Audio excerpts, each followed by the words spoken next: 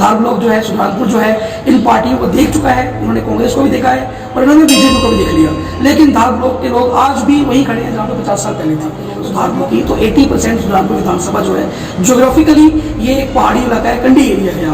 यहाँ पे अगर मैं बात करूँ तो लोगों को बुनियादी सुविधाएं जो है वो बिल्कुल नहीं मिल। स्पेशली बात करें धार ब्लॉक की, धार ब्लॉक के अंदर आज भी लोगों को जो बेसिक चीज़ है पीने का पानी, मैं आपको बताऊं कि 120 गाँव है सुल्तानपुर में, 194 बूथ हैं, 194 बूथ हैं, 120 में से 100 गांव ऐसे हैं धार ब्लॉक के जहाँ पे लोगों को आज तक पीने का मेडिकल की कोई सुविधा नहीं है। पूरी धार ब्लॉक के अंदर, दुनिया के अंदर एक गवर्नमेंट हॉस्पिटल है, तो मुझे नहीं लगता उस पूरे हॉस्पिटल के अंदर 10 बेड भी अवेलेबल होंगे। और वो सुल्तानपुर के अंदर आम आदमी पार्टी जरूर फतेह हासिल करेगी और आम आदमी पार्टी का झंडा सुल्तानपुर में जरूर बुलंदेगा। रिसोर्सेज है, पंजाब एक ऐसा सूबा है जिसने किसी समय पूरे हिंदुस्तान को खाना खिलाया था। अगर मैं 1960 से 1980 से ग्रीन रेवोल्यूशन की बात करूं तो पंजाब का सबसे ज्यादा कंट्रीब्यूशन बता दूं, दिल्ली में जब आम आदमी पार्टी की सरकार बनी थी उस समय दिल्ली में बिजली के रेट सबसे ज्यादा थे। अरविंद केजरीवाल की सरकार बनी, सबसे पहले उन्होंने बिजली कंपनियों का ऑडिट करवाया और ऑडिट करवा के जो भ्रष्टाचार ये बिजली कंपनियों के अंदर चल रहा था उसको वो बाहर लेके आए। और उसके बाद आज दिल्ली में जबकि उनकी खुद की बिजली की प्रोडक्शन नहीं है, वो बाकी स्टेटों से खरीद के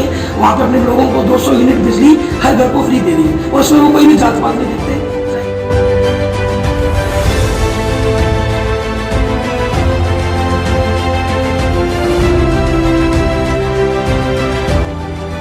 मैं अरविंद केजरीवाल ईश्वर की शपथ लेता हूँ कि मैं विधि द्वारा स्थापित भारत के संविधान के प्रति सच्ची श्रद्धा और निष्ठा रखूंगा। मैं भारत की प्रभुता और अखंडता अक्षुण्ण रखूंगा। मैं मुख्यमंत्री के रूप में अपने कर्तव्यों का श्रद्धापूर्वक और शुद्ध अंतःकरण से निर्वहन करता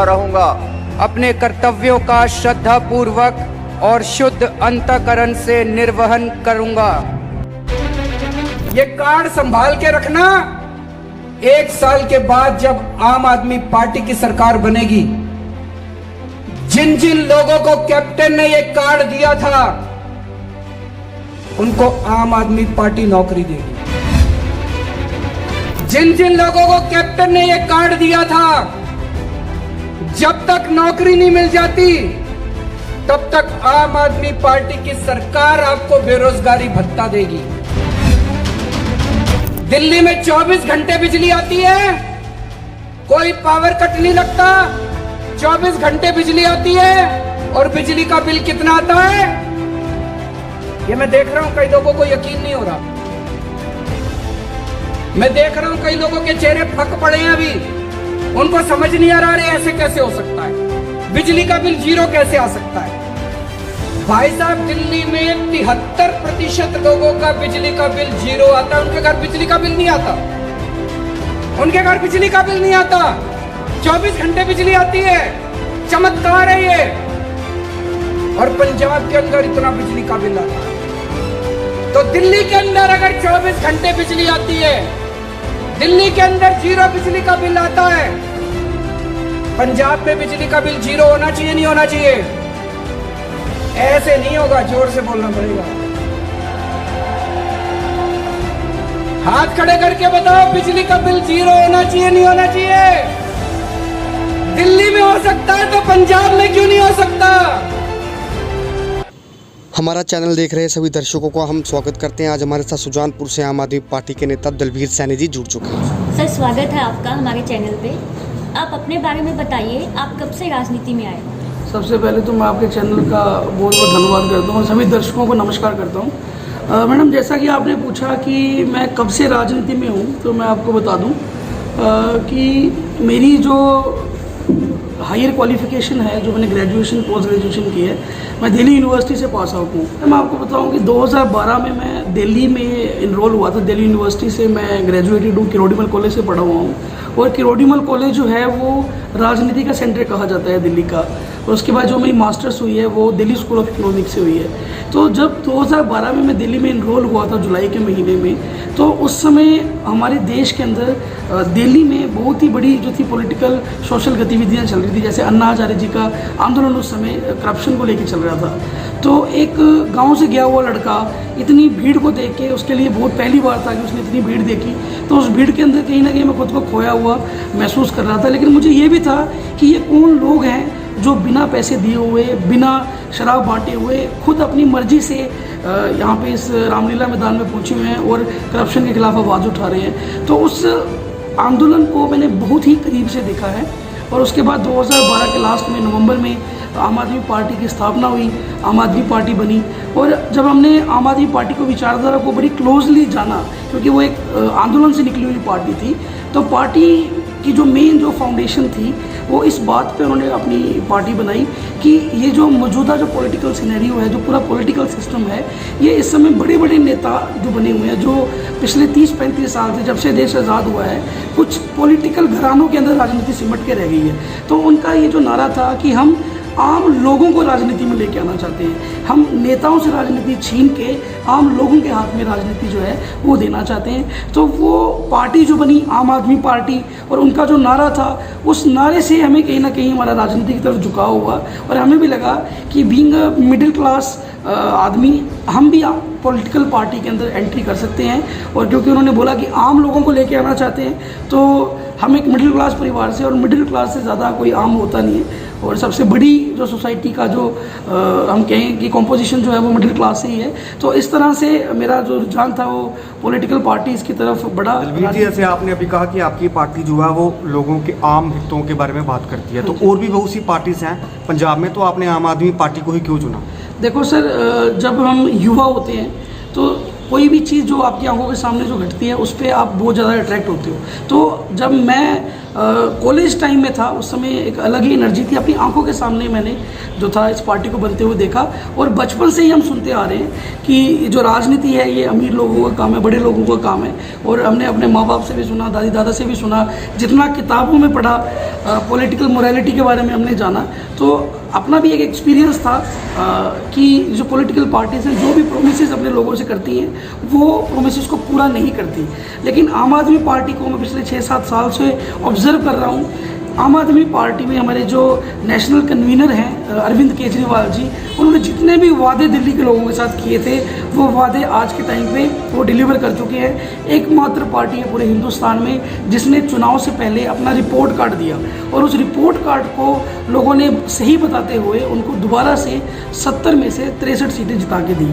तो मैं मानूंगा कि राजनीतिक आम आदमी पार्टी एक ऐसी पार्टी है जो कहती है कि मैनिफेस्टो जो है घोषणा पत्र जो होता है पार्टी का, उसे एक लीगल डॉक्यूमेंट होना चाहिए कि अगर कोई पॉलिटिकल पार्टी अपने घोषणा पत्र में की हुई बातों को पूरा ना करे तो उस पार्टी की एफिलिएशन को रद्द कर देना चाहिए, वो पार्टी को ही रद्द कर देना चाहिए। तो एक ऐसी पार्टी से मैं जुड़ा हूँ, मुझे बड़ी खुशी होती है ये बताते हुए। आज दिल्ली में जितने भी वादे उन्होंने किए थे, चाहे वो शिक्षा में क्रांति लाने के वादे हों, चाहे वो स्वास्थ्य की मैं बात करूँ, तो दिल्ली में लोगों को ये सारी सुविधाएं जो है आज के समय में मिल रही हैं, और इसी वजह से लोग अरविंद केजरीवाल जी को प्यार भी कर रहे हैं। और यही मेरा कारण था आम आदमी पार्टी से जुड़ने का। मैं चाहता हूं कि आम आदमी पार्टी पंजाब में सरकार बनाए, जो कि अगले साल 2022 तक बनने जा रही है। और हमारे लोगों को भी, पंजाब के लोगों को भी, जो आज तक ये रिवायती पॉलिटिकल पार्टीज़ तो आज तक लूटती आई हैं, वादे करती आई हैं, लेकिन किसी भी वादे को उन्होंने आज तक पूरा नहीं किया। मैं चाहता हूं कि आम आदमी पार्टी की सरकार बने और जो मूलभूत सुविधाओं से जो हमारे पंजाब के लोग आज तक वंचित रहे हैं वो सुविधाएं भी उनको मिले और लोगों का भला हो। दलवीर जी, जैसे अभी आपने सुविधाओं की बात करी, दिल्ली के बारे में बताया, तो एक सवाल है आपसे, मेरा नहीं, ये लोगों का सवाल है कि जैसे कभी केजरीवाल जी ने कहा कि दिल्ली में हम बिजली जो है वो मुफ्त मुहैया करवा रहे हैं, हम पंजाब में भी करवाएंगे। तो शायद ये आपकी जानकारी में भी होगा कि पंजाब सरकार के ऊपर कई हज़ारों करोड़ का लोन है बिजली कंपनियों का। तो ये चीज़ कैसे पंजाब में पॉसिबल, आप कैसे कह सकते हैं कि पंजाब की जनता को आप, जब आपकी सरकार आ जाती है तो आप वो जो पिछले जो कर्ज हैं उनको पूरा करेंगे या यहाँ की जनता को बिजली आप फ्री में देंगे? देखो सर, मैं आपको बताऊँ, ये हम सुनते हैं कि पंजाब पे 3.25 लाख करोड़ का कर्जा है, ये अक्सर कहा जाता है। और ये भी कहा जाता है कि खजाना खाली। आजकल बहुत से आप मीम्स देख रहे हो, मंत्री बादल जी के ऊपर भी बनते हैं कि भाई मुख्यमंत्री कोई भी बने पर मेरी बात सुन लो, खजाना खाली। पर ये जो खजाना खाली है, मतलब हम ये मान के चले कि पंजाब के पास पैसे नहीं है, तो इसका असर कहीं ना कहीं एमएलए की हालातों पे भी दिखना चाहिए। हम किसी भी एमएलए की बात कर लें, सुजानपुर से किसी भी लोकल एमएलए का नाम ले लो, पठानकोट डिस्ट्रिक्ट पंजाब में किसी भी एमएलए का आप नाम ले लो, क्या उनके रोब में, क्या उनके ठाठ बाट में, क्या उनके लिविंग स्टैंडर्ड में किसी भी तरह की गिरावट आपको दिखाई दे रही है? किसी तरह की गिरावट नहीं दिखाई दे रही। पंजाब कर्जे के अंदर डूबा हुआ है, तो ये इन पॉलिटिकल पार्टीज ने ही पंजाब को कर्जे में डुबाया है। पंजाब के अंदर बहुत से रिसोर्सेज अवेलेबल है, चाहे मैं माइनिंग की बात करूँ, चाहे मैं एक्साइज की बात करूँ, चाहे मैं नेचुरल रिसोर्सेज की बात करूं। पंजाब में सफिशिएंट नेचुरल रिसोर्सेज है। पंजाब एक ऐसा सूबा है जिसने किसी समय पूरे हिंदुस्तान को खाना खिलाया था। अगर मैं 1960 से 1980s की ग्रीन रेवोल्यूशन की बात करूं तो पंजाब का सबसे ज़्यादा कंट्रीब्यूशन था पूरे हिंदुस्तान के अंदर। तो पंजाब, अगर हम बात करें इकोनॉमिकली भी काफ़ी रिच रहा है पूरे इतिहास के अंदर, सोशली भी काफ़ी हम अच्छे रहे हैं, और कल्चरली भी हमें पूरे हिंदुस्तान में क्या पूरी दुनिया में हमारे पंजाब के कल्चर को सराहा जाता है। आज अगर हम कहें कि पंजाब पे कर्जा हो गया, तो ये कर्जा ये इन पॉलिटिकल लीडर्स की वजह से हुआ है, उन्होंने ये किया है। रही बात बिजली माफ़ करने की, तो मैं आपको बता दूं, दिल्ली में जब आम आदमी पार्टी की सरकार बनी थी, उस समय दिल्ली में बिजली के रेट सबसे ज़्यादा थे। अरविंद केजरीवाल की सरकार बनी, सबसे पहले उन्होंने बिजली कंपनियों का ऑडिट करवाया, और ऑडिट करवा के जो भ्रष्टाचार ये बिजली कंपनियों के अंदर चल रहा था उसको वो बाहर लेके आए। और उसके बाद आज दिल्ली में, जबकि उनकी खुद की बिजली की प्रोडक्शन नहीं है, वो बाकी स्टेटों से खरीद के वहाँ पे अपने लोगों को 200 यूनिट बिजली हर घर को फ्री दे रही है। और उसमें वो कोई भी जात पात नहीं देखते, चाहे कोई स्वर्ण जाति से है, चाहे कोई एससी है, या कोई बीसी समाज से है, हर परिवार को 200 यूनिट बिजली दिल्ली में मुफ्त दी जा रही है। अब मैं बात करूँ पंजाब की, तो पंजाब के अंदर हम खुद बिजली तैयार करते हैं। मैं बात करूँ बड़े बड़े हाइड्रो इलेक्ट्रिकल पावर प्लांट्स की, तो हमारे घर के अंदर बिजली तैयार होती है रंजीत सागर डैम में। हीराकुंड डैम है अपने पास, अपना सबसे famous dam Bhakra Nangal dam है, और भी बहुत छोटे छोटे माइक्रो और मिनी लेवल के हमारे पास हाइड्रो इलेक्ट्रिसिटी पावर प्लांट है, हमारे पास थर्मल पावर प्लांट है। हम खुद की बिजली पंजाब में तैयार करते हैं, बट उसके बाद भी हमारे पंजाबियों को सबसे महंगी बिजली जो है मिलती है। ये इसलिए क्योंकि हम जितना भी अपना प्रोडक्शन है पहले बाहर की स्टेटों को बेच देते हैं, और जो पैसा वहाँ से रेवेन्यू आता है वो पंजाब के खजाने में ना जाके इन नेताओं की जेबों में जाता है वो। तो आम आदमी पार्टी में आपको बता दूं, अरविंद केजरीवाल जी एक रेवेन्यू डिपार्टमेंट के कमिश्नर थे, वो इंडियन रेवेन्यू सर्विसेज में काम कर चुके हैं। अगर वो कह रहे हैं कि वो बिजली मुफ्त देंगे, तो उनके पास एक आइडिया है, एक विजन के साथ पार्टी काम करती है, एक एजेंडे के साथ पार्टी काम करती है। अरविंद केजरीवाल जी ने चंडीगढ़ में आके ये ऐलान किया है कि पंजाब में आम आदमी पार्टी की सरकार बनते ही 300 यूनिट बिजली जो है हर घर को हर महीने जो है वो फ्री दी जाएगी, उसमें कोई जात पात नहीं देखी जाएगी। और 2 महीने बाद बिल आया करेंगे, प्रत्येक महीने पे 300 यूनिट, यानी कि एक बिल पे 600 यूनिट बिजली माफ़ होगी।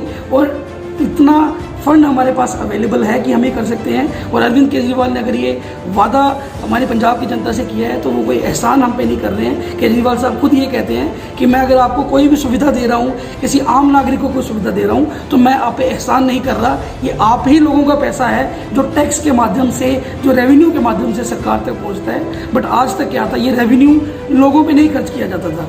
अरविंद केजरीवाल ने बहुत अच्छा एक एग्जाम्पल दिया था कि दिल्ली का जो बजट है वो 60,000 करोड़ का बजट है। सालाना बजट की मैं बात करूं तो 60,000 करोड़ दिल्ली का बजट है, और पंजाब का जो बजट है वो है 1,80,000 करोड़। तो पंजाब का बजट 3 गुना ज़्यादा है। तो मुझे ये समझ नहीं आता कि पंजाब के अंदर ना ही एजुकेशन सिस्टम अच्छा है। आप किसी भी सरकारी स्कूल, आप पत्रकार हो, काफ़ी आप एक्टिव हो, सोशली आप एक्टिव हो, तो अगर आप किसी भी सरकारी स्कूल में चले जाएं तो आप देखोगे कि वहाँ पे जो बेसिक इंफ्रास्ट्रक्चर है, बच्चों के बैठने के लिए बेंच जो है वो भी वहाँ पे नहीं लगे हुए हैं, कोई वॉशरूम की सुविधा नहीं है, कोई डिजिटल क्लासरूम्स नहीं है, ना स्कूल यहाँ पे अच्छे हैं, ना अस्पताल अच्छे हैं। अस्पतालों के अंदर कोई भी दवाइयाँ फ्री नहीं मिलती, कोई भी टेस्ट फ्री नहीं मिलते, ना ये लोगों को हेल्थ दे पाए, ना ये लोगों को एजुकेशन दे पाए। अगर मैं बात करूँ बेसिक इंफ्रास्ट्रक्चर, सड़कों की बात करूं तो चक्की से दुनेड़ तक का रोड आप देख लीजिए, जाके 2-2 फुट के खड्डे आपको मिलेंगे, और ये हालात पूरे पंजाब की है। तो ये लोगों को बेसिक सुविधा ही नहीं दे पाए। मुझे समझ नहीं आता कि 1,80,000 करोड़ ये सालाना कहाँ खर्च करती है। ये सारा का सारा पैसा जो है लोगों की जेबों में जाता है, और आम आदमी पार्टी आएगी, भ्रष्टाचार पर रोक लगेगा, जो पैसा जहाँ पहुँचना चाहिए वहाँ तक पहुँचेगा और लोगों के मसले हल होंगे। सर, आपको लगता है कि आने वाले विधानसभा चुनाव में क्या पंजाब के लोग चाहेंगे कि पंजाब में आम आदमी पार्टी की सरकार बने? देखो मैम, आपको बता दूं, आज तक की जितनी भी बड़ी बड़ी क्रांतियां हैं, जितने भी बड़े बड़े बदलाव हमारे हिंदुस्तान के अंदर हुए हैं, तो वो बदलाव पंजाब से शुरू हुआ है। ये पंजाब ही था जिसने पहली बार आम आदमी पार्टी को 7 में से 4 एमएलए जो थे वो आम आदमी पार्टी को जिताए थे। ये पंजाब ही था जिन्होंने पहली बार आम आदमी पार्टी ने विधानसभा चुनाव लड़ा और 20 एमएलए आम आदमी पार्टी को जिता के ऑपोजिशन पार्टी पंजाब में बना दिया। और इस समय जो पंजाब के हालात है, अगर मैं प्रेजेंट पॉलिटिकल सिनेरियो की बात करूं तो इस समय जो मौजूदा पार्टी है कांग्रेस, पिछले 4.5 साल से पंजाब पे राज कर रही है। इस पॉलिटिकल पार्टी ने, कांग्रेस ने जो भी वादे, जो इनने मैनिफेस्टो में जो मेन जो ये बोलते हैं कि 18 पॉइंट्स थे जिन पे इन्होंने कहा था कि हम काम करेंगे, उसमें से एक भी चीज़ जो present political party, ruling party, उसने पूरी नहीं की। चाहे वो घर घर रोजगार देने की बात हो, आज भी पंजाब के अंदर सबसे ज़्यादा बेरोजगारी है, किसी को रोजगार नहीं दे पाए 4.5 सालों में। अगर मैं बात करूं 2,500 रुपया महीना अनएम्प्लॉयमेंट सेस की बात करूं, बेरोजगारी भत्ते की बात करूं, वो भी नहीं दे पाए। नशा 2 हफ्ते में ख़त्म करना चाहते थे लेकिन 4.5 साल में इनसे ख़त्म नहीं हो पाया। लड़कियों को उनकी शादी पे 51,000 रुपये शगन स्कीम देना चाहते थे, वो भी नहीं मिला। 5-5 मरले के प्लॉट। तो ये पूरी की तरह जो भी वादे इन्होंने किए थे, उन वादों पे, लोगों की उम्मीदों पे कांग्रेस पार्टी जो है खरी नहीं उतर पाई।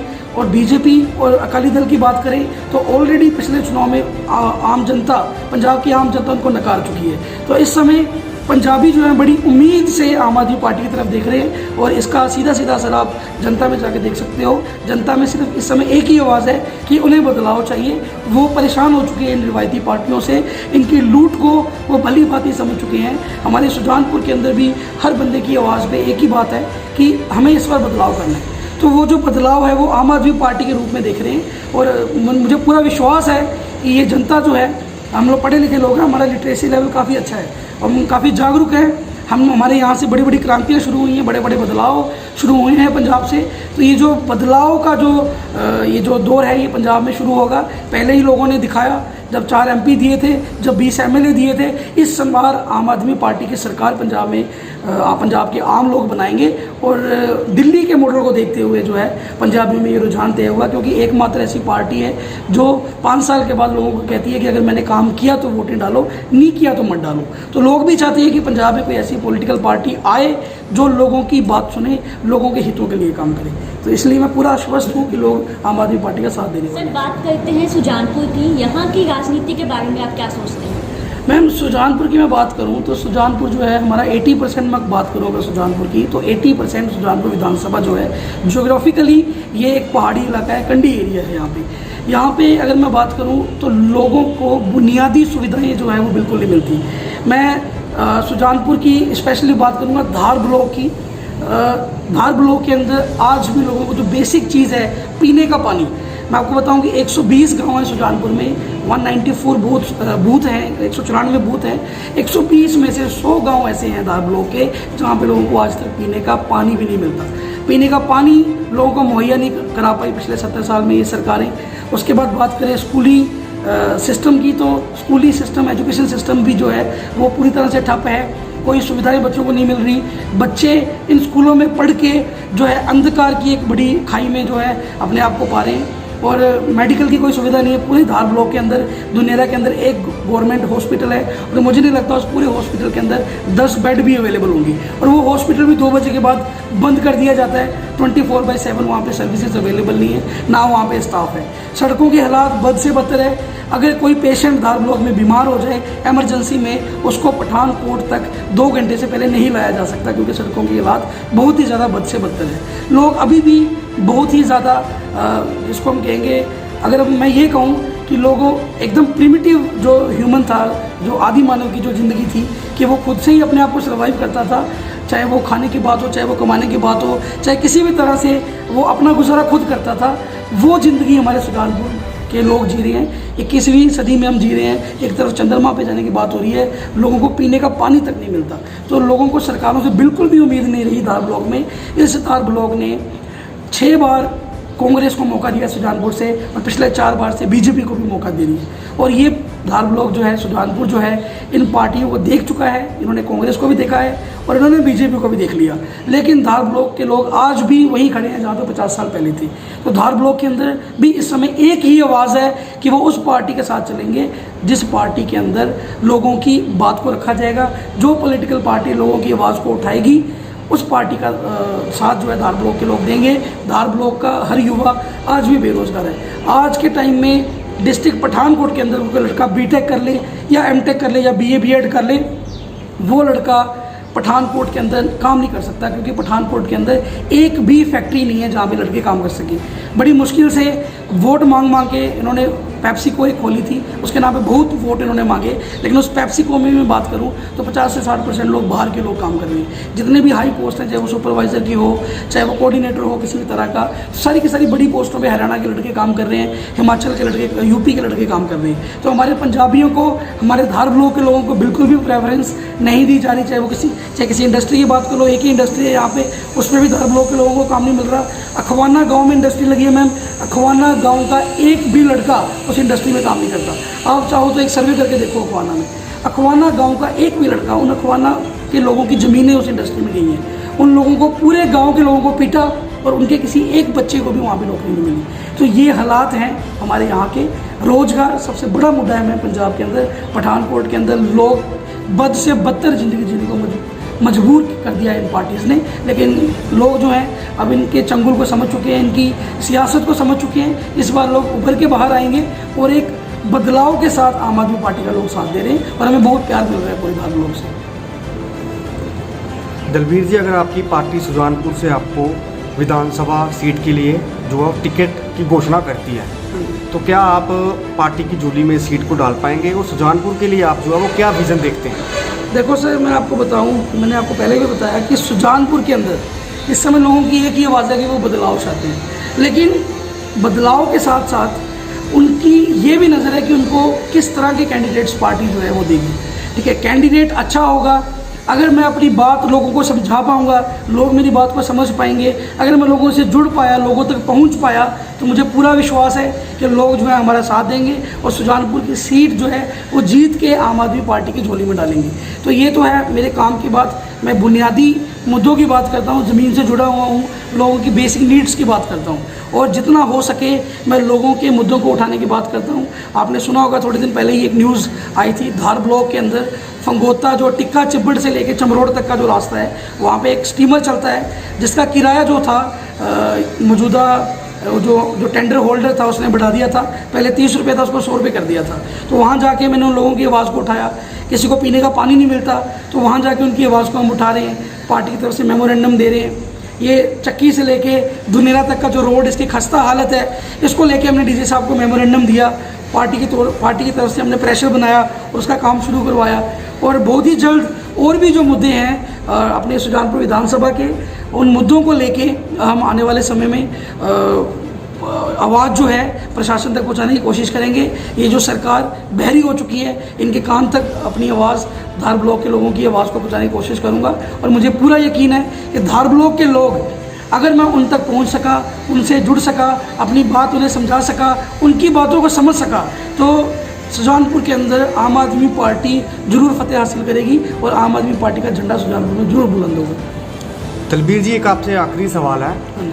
पंजाब में इस वक्त जो हमें पता है सबको कि बर्निंग इशू चल रहा है, जो किसानी बिलों को लेकर, तो आपसे मैं ये जानना चाहता हूँ कि 23 नवंबर 2020 को जो है आपके पार्टी के जो सीएम दिल्ली के केजरीवाल जी, वो पहले इस बिल का ऑर्डिनेंस जो है पास करते हैं, फिर वो कुछ 15 दिन या महीने के बाद जो है उस बिल को अपने विधानसभा में फाड़ते हैं। तो मैं ये जानना चाहता हूँ, क्या कहीं ना कहीं किसानों के कंधे पे बंदूक रख के तो नहीं आप चाहते कि हम पंजाब में जो अपनी राजनीति चमकाएं?